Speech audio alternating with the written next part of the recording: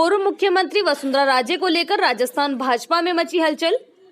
पूर्व मुख्यमंत्री वसुंधरा राजे को लेकर राजस्थान भाजपा में मची हलचल के बीच आज केंद्रीय मंत्री गजेंद्र सिंह शेखावत ने संकेत दिए हैं कि भाजपा नेतृत्व पूरे मामले पर नजरें जमाए हुए है। भाजपा में पूर्व मुख्यमंत्री वसुंधरा राजे को फिर से प्रभावी भूमिका में लाए जाने की मांग को लेकर लगातार हो रही बयानबाजी के बीच आज केंद्रीय मंत्री गजेंद्र सिंह शेखावत का भी बयान सामने आया है। शेखावत ने कहा कि इस मामले में नेतृत्व और संज्ञान लेना है और नेतृत्व के भी आंख, कान और बुद्धि है। सीधे तौर पर कहा जाए तो शेखावत ने इस बात के संकेत दिए हैं कि किस समय पूर्व इस तरह की मांग उठाने वालों को लेकर केंद्रीय और प्रदेश नेतृत्व गंभीर है। अपनी निजी यात्रा पर अजमेर आए केंद्रीय मंत्री गजेंद्र सिंह शेखावत को आज अजमेर कलेक्ट्रेट स्थित NIC के वीडियो कॉन्फ्रेंसिंग के माध्यम से प्रधानमंत्री नरेंद्र मोदी से संवाद करना था। उससे पहले शेखावत अजमेर सांसद के कलेक्ट्रेट स्थित कार्यालय पहुंचे। यही प्रेस में मुखातिब हुए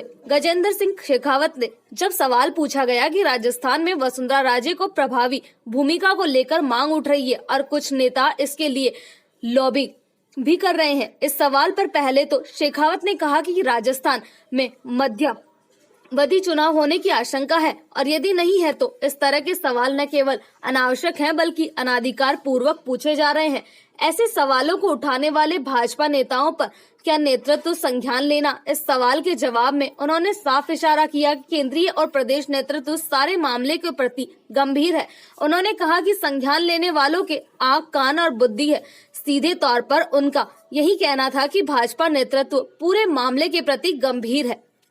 राहुल गांधी की राजस्थान यात्रा को लेकर भी शेखावत ने चुटकी ली और कहा कि वह आए थे, छाए थे और चले गए। खाट टूटी, मन छोटा, इससे ज्यादा मुझे कुछ नहीं कहना। अजमेर आई शेखावत का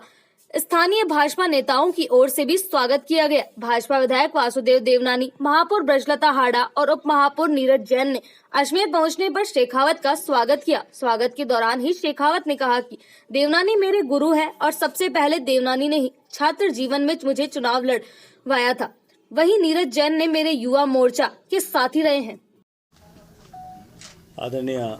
महापौर साहिबा, आदरणीय उप महापौर, भारतीय जनता पार्टी के सभी कार्यकर्ता बंधु और पत्रकार मित्रों, माननीय प्रधानमंत्री जी ने बजट हिंदुस्तान का परंपरागत रूप से जिस तिथि को पेश होता था उसको 2 महीने प्रीपोन किया था और उसको प्रीपोन करने का प्रयोजन ये था कि पहले पूर्ववर्ती सरकारों के समय में मार्च के अंतिम समय में बजट आता था। बजट पारित होने के बाद में डिमांड ऑफ ग्रांट्स जब डिस्कस होते थे लोकसभा में और बजट जब वास्तविक रूप से जब डिपार्टमेंट्स में पहुंचता था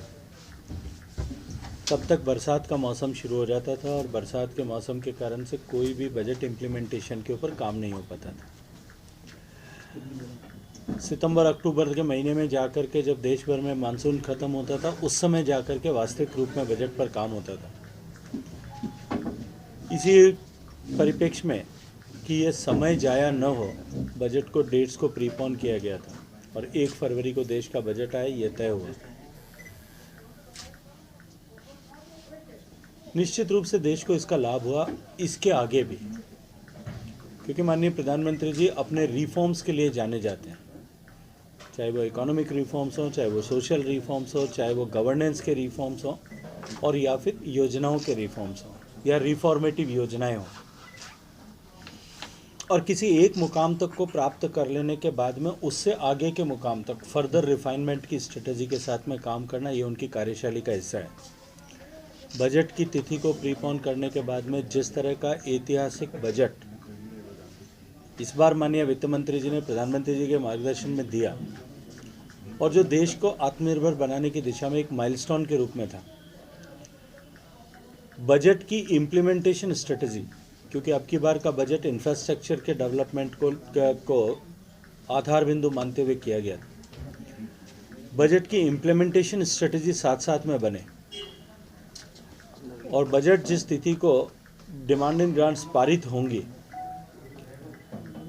जब अगला हिस्सा बजट सत्र का होगा तब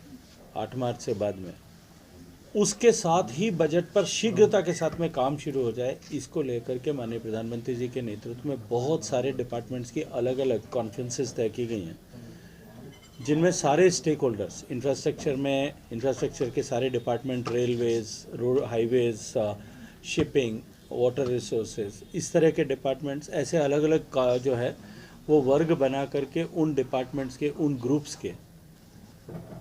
मंत्री, विभाग के सचिव और उसके अतिरिक्त जो है बजट को इम्प्लीमेंट करने वाले सारे स्टेक होल्डर्स, अगर स्टेट हैं तो स्टेट्स के कुछ प्रतिनिधि, जो इम्प्लीमेंट करने वाले कंसेशनर्स हैं वो कंसेशनर्स, सब लोग एक साथ बैठ करके चिंतन करें और आने वाले 1 महीने में जब बजट वास्तविक रूप में डिपार्टमेंट में आएगा, मैं अगर आपको उदाहरण देना चाहूँ तो 50,000 करोड़ रुपए का बजट जो जल जीवन मिशन को पेयजल के लिए ग्रामीण क्षेत्र के लिए दिया गया है, उसको हम राज्यों के साथ में किस तरह से खपाएंगे और किस तरह से उस पर काम करेंगे, इसके बारे में आज जो चर्चा होने वाली है, ऐसी चर्चाएं लगभग 6-7 अलग अलग ग्रुप्स में अलग अलग क्रम में होंगी। मुझे क्योंकि यहाँ एक विवाह समारोह में व्यक्तिगत कार्यक्रम के तहत पुष्कर आना था और आज कल ये बैठक तय हुई थी कि 4 बजे आज वीडियो कॉन्फ्रेंसिंग के माध्यम से माननीय प्रधानमंत्री जी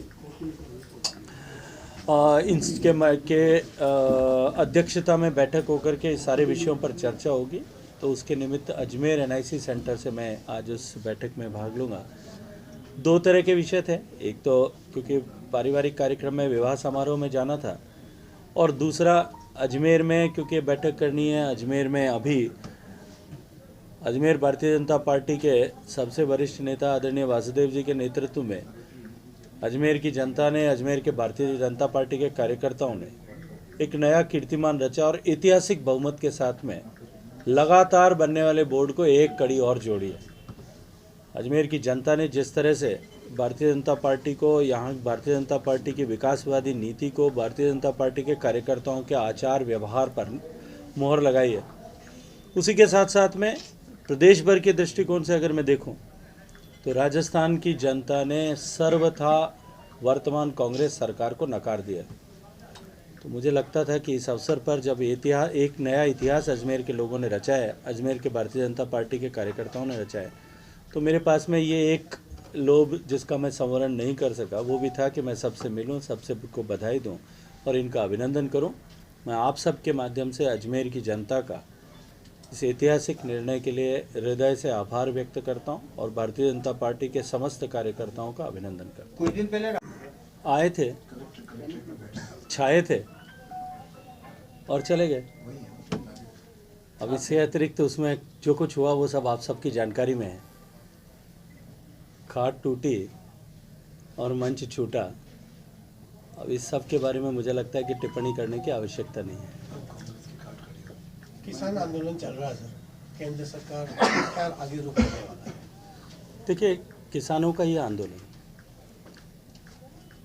ये प्रायोजित रूप से ऐसे लोगों के द्वारा रचा बसा गया है या ऐसी पॉलिटिकल पार्टीज के द्वारा रचा बुना गया है जिनको लोकतंत्र के समर में जनता ने हमेशा नकार दिया है। एक राज्य के क्षेत्र विशेष के लोग, ऐसी पॉलिटिकल पार्टी जिनको जनता ने नकार दिया था, अपनी राजनीतिक महत्वाकांक्षा की पूर्ति के लिए उनके कंधे पर बंदूक रख के किसान के नाम पर यह आंदोलन खड़ा किया गया। कुछ ऐसी पॉलिटिकल पार्टियां भी इसके साथ में जुड़ी जिनको यह डर सता रहा है कि अभी आने वाले चुनावों में उनको नकार दिया जाएगा। उन लोगों ने भी बढ़ चढ़ करके इसके बारे में दावा किया, लेकिन वास्तविकता को, हकीकत को यदि देखें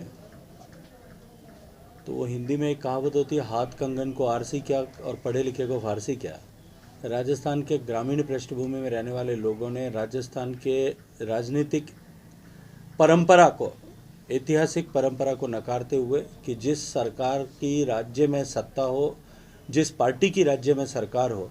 उसी पार्टी को अधिकांशतया ग्रामीण अंचल के चुनाव में बहुमत मिलता है, उसको नकारते हुए एक तरफा भारतीय जनता पार्टी को बहुमत देकर के भारतीय जनता पार्टी की नीतियों को आशीर्वाद दिया और माननीय प्रधानमंत्री जी के नेतृत्व में एक बार फिर आस्था और विश्वास की मोहर लगाई है। मैं ये मानता हूँ और विश्वास के साथ में ये कह सकता हूँ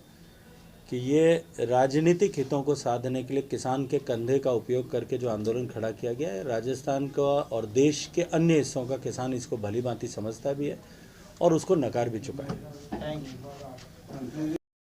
कहना श्री रेस्टोरेंट, एक बार आएंगे तो यहाँ का स्वाद नहीं भूल पाएंगे। आपकी हर सेलिब्रेशन जैसे birthday party, ring ceremony, kitty party और कॉन्फ्रेंस को हम बनाएंगे यादगार। Delicious, yummy, pure vegetarian varieties of food.